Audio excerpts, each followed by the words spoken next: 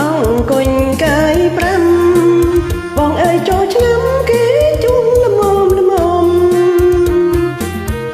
អង្គុញកាយ5បងអើយចូលឆ្នាំគេជុំល្មមល្មមអើយហាមជង្គង់អូនច្បាំងជាមិនព្រមអូនជុំវិញគុំថាអូនកាញ់អើយហាមជង្គង់អូនច្បាំងជាមិនព្រម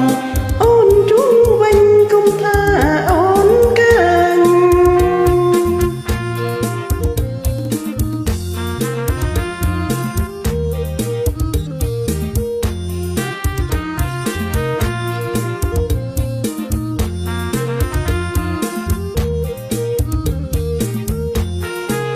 យើងជួបតិចតិចកុំឲ្យខូចសាច់